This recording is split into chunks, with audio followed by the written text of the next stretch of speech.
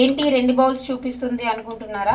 బయటికి వెళ్ళేటప్పుడు half KG దొండకాయలు తీసుకొచ్చాను. హాఫ్ కేజీ దొండకాయలు కట్ చేసి ఇలా ఇటువైపు అటువైపు ముక్కలు కట్ చేసుకున్నాను. కట్ చేసుకున్నాక చూడండి, ఈ బౌల్లో ఉన్నాయి, మంచిగా ఉన్నాయి. ఇలా ఫ్రైకి లేదా కూరకి ఉపయోగపడేటట్టు పాడవకుండా మంచిగా ఉన్నాయి. అలాగే ఈ బౌల్లో ఉన్న వచ్చేసి చూసారా, రెడ్గా పండిపోయినాయి. ఈ విధంగా రెడ్గా పండిపోయిన వాటిని చాలామంది పండిపోయినాయి అని చెప్పేసి పడేస్తారు. అలా పడేయకుండా ఈ పండిపోయిన దొండకాయలతో రోటి పచ్చడి ఎలా చేయాలో చూపిస్తాను. అలాగే ఈ దొండకాయలు ఉన్నాయి కదా, ఈ దొండకాయల్లోకి ఏదో ఒకటి కాంబినేషన్ వేసి ఫ్రై చేసుకోవచ్చు. నేనైతే క్యారెట్లు వేసి దొండకాయలు చిన్న ముక్కలుగా కట్ చేసి ఫ్రై చేద్దాం అనుకుంటున్నాను. ఈ దొండకాయ పచ్చడి, దొండకాయ ఫ్రై ఏ విధంగా చేశానో ఈ వీడియోలో చూపిస్తాను, చూడండి.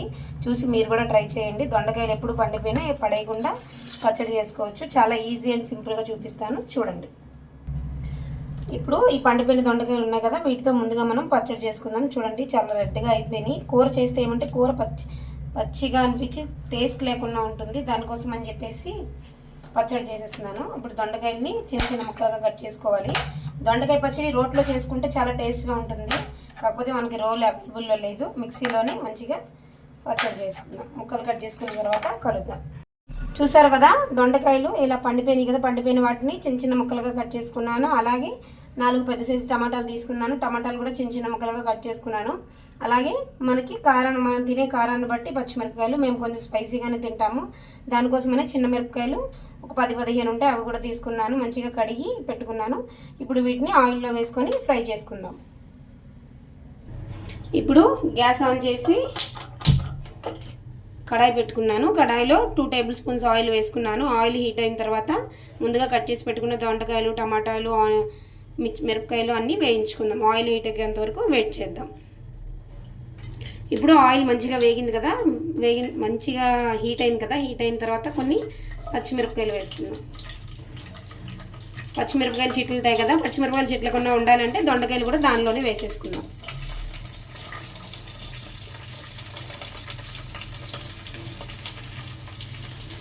దొండకాయలు వేసుకున్న తర్వాత మంచిగా ఒకసారి మిక్స్ చేసుకొని దొండకాయలు బ్రౌన్ కలర్ వచ్చేంత వరకు ఫ్రై చేసుకుందాం. చూసారు కదా, దొండకాయలు ఈ విధంగా బ్రౌన్ కలర్లోకి వచ్చిన తర్వాత వీటిని తీసి పక్కన పెట్టుకుందాం. వీటిలో టమాటాలు వేసి వేయించుకుంటే మొత్తం అన్నీ ఒకటేసారి మిక్సీకి వేస్తే టమాటాలు మెత్త పేస్ట్ అయిపోతాయి, దొండకాయలు అలాగే ఉండిపోతాయి. దానికోసం అని చెప్పేసి వీటిని ఒక ప్లేట్లో తీసి కడాయిలో కొంచెం ఆయిల్ ఉంది కదా, ఆయిల్లో మనం ముందుగా కట్ చేసి పెట్టుకున్న టమాటాలను కూడా వేసి వేయించుకుందాం.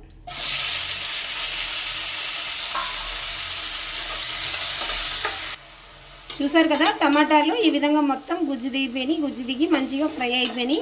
ఇప్పుడు ఇవి టమాటాలు అలాగే ముందుగా ఫ్రై చేసుకున్న పచ్చిమిరపకాయలు, దొండకాయలు ఇవి మొత్తం మంచిగా చల్లారిన తర్వాత మిక్సీకి వేసుకుందాం. టమాటాలు, దొండకాయలు మంచిగా చల్లగా అయిపోయినాయి. ఇప్పుడు ఒక మిక్సీ జార్ తీసుకున్నాను. మిక్సీ జార్లో కొంచెం జీలకర్ర, కొంచెం చింతపండు, అలాగే వెల్లుల్లిపాయలు ఎక్కువ వేసుకోవడం వల్ల టేస్ట్ బాగుంటుంది. ఇప్పుడు వీటన్నిటిని మిక్సీ జార్లో వేసుకుందాం.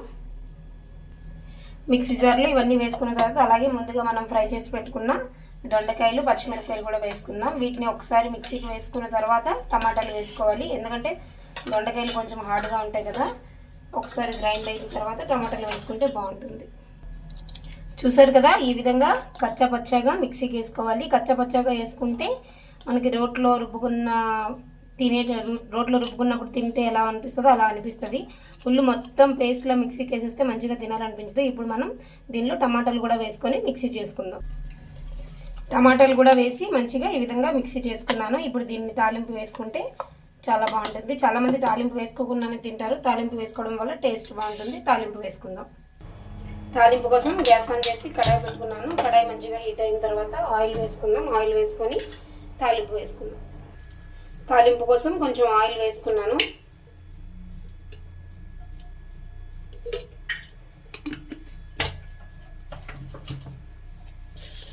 ఆయిల్ మంచిగా హీట్ అయిన తర్వాత కొంచెం పోపు దినుసులు మంచిగా వేగినాయి కదా, వేగిన తర్వాత 2 ఎండుమిరపకాయలు ముక్కలుగా కట్ చేసుకొని వేసుకున్నాను. అదేవిధంగా కొంచెం కరివేపాకు. పోపు అయితే రెడీ అయిపోయింది. ముందుగా మనం మిక్సీకి వేసుకున్న పచ్చడిలో వేసుకుందాం.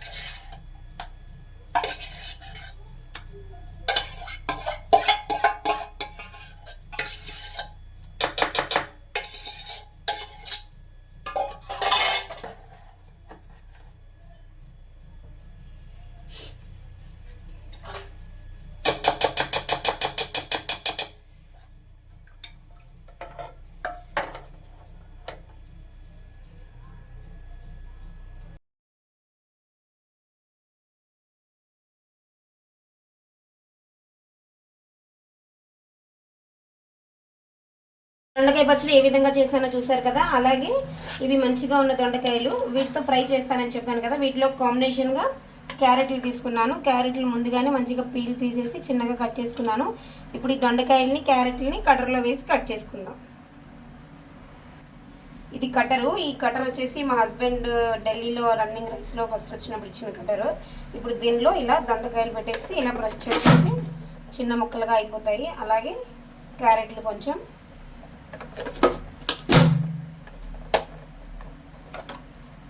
చూసారా, చిన్నగా చాప్ చేసుకుంటే చాలా మంచిగా తొందరగా ఫ్రై అయిపోతాయి. దానికోసమని నేను ఎక్కువ మ్యాక్సిమం దొండకాయలు నెక్స్ట్ ఆలు అన్నీ కట్ చేయడానికి ఈ కటర్నే యూజ్ చేస్తాను. ఈ కటర్ యూజ్ చేసి మొత్తం కట్ చేసుకుంటాను. కట్ చేసుకున్న తర్వాత కలుద్దాం, చూస్తూనే ఉండండి. చూసారు కదా, కటర్ ఉపయోగించి మొత్తం దొండకాయలు అలాగే క్యారెట్ మంచిగా చిన్న చిన్న ముక్కలుగా చాప్ చేసుకున్నాను. ఇప్పుడు వీటిని ఒక ప్లేట్లోకి తీసుకుందాం. ఇలా కటర్లో వేయడం వల్ల ఫ్రై తొందరగా అయిపోతుంది. చిన్న చిన్న ముక్కలు అయితే తొందరగా ఫ్రై అయిపోతుంది. ఎవరైనా దొండకాయ వేయడానికి ఎక్కువ టైం పడుతుంది అంటారు కదా, దానికోసం అని చెప్పేసి ఈ కటర్ యూజ్ చేసి నేను కట్ చేసేసుకుంటాను. ఇప్పుడు ఫ్రై కోసం తాలింపు రెడీ చేసుకుందాం. ఇప్పుడు దొండకాయ ఫ్రై చేయడం కోసం అని చెప్పేసి గ్యాస్ పైన కడాయి పెట్టుకున్నాను. గ్యాస్ ఆన్ చేసి కడాయి హీట్ అవనిస్తే ఇప్పుడు ఇందులో ఆయిల్ వేసుకుందాం.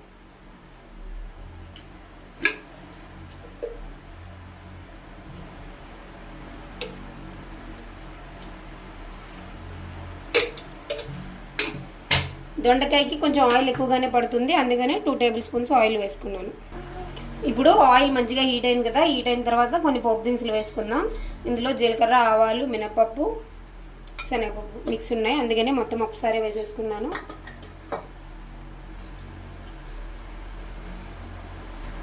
ఇవి ఒక 4 ఎండుమిరపకాయలు కూడా వేసుకున్నాను.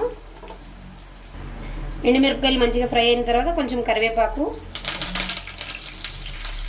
అలాగే 2 ఆనియన్స్ చిన్న చిన్న ముక్కలుగా కట్ చేసి వేసుకున్నాను. ఈ ఆనియన్స్ కూడా ఇప్పుడు పోపు దినుసుల్లో వేసుకొని వేయించుకుందాం. చూసారు కదా, ఆనియన్స్ ఇలా మంచిగా బ్రౌన్ కలర్లోకి వచ్చేసినాయి. ఆనియన్స్ ఇలా బ్రౌన్ కలర్లోకి వచ్చిన తర్వాత మనం ముందుగా కట్ చేసి పెట్టుకున్న ఈ క్యారెట్ దొండకాయ ముక్కల్ని దీనిలో వేసుకుందాం.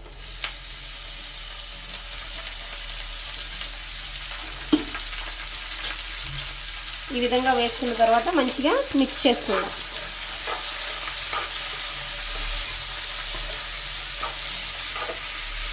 ఇప్పుడు దీనిలో మనం టేస్ట్కి సరిపడా సాల్ట్ వేసుకుందాం. నేను కొంచెం సాల్ట్ వేసి తొందరగా వేగిపోవడం కోసం అని చెప్పేసి మూత పెట్టేసుకుంటాను.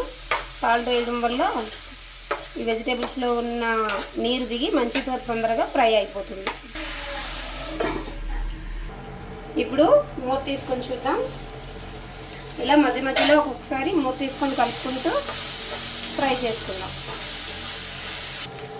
ముందుగానే ఉప్పు వేసుకున్నాం కదా. ఇప్పుడు దొండకాయలు మంచిగా ఫ్రై అయిపోయినాయి. వీటిలో మనం కొంచెం పసుపు, అలాగే మనం తినే కారాన్ని బట్టి కారం వేసుకుందాం. నేను 1.5 టేబుల్ స్పూన్ కారం వేసాను.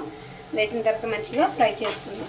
ఫ్రై చేసుకొని కాసేపు మూత పెట్టేస్తే చాలా టేస్టీగా ఉండే దొండకాయ క్యారెట్ ఫ్రై రెడీ అయిపోతుంది. ఎవరైనా దొండకాయలు పాడైపోయినప్పుడు ఈ విధంగా ట్రై చేయండి, చాలా బాగుంటుంది.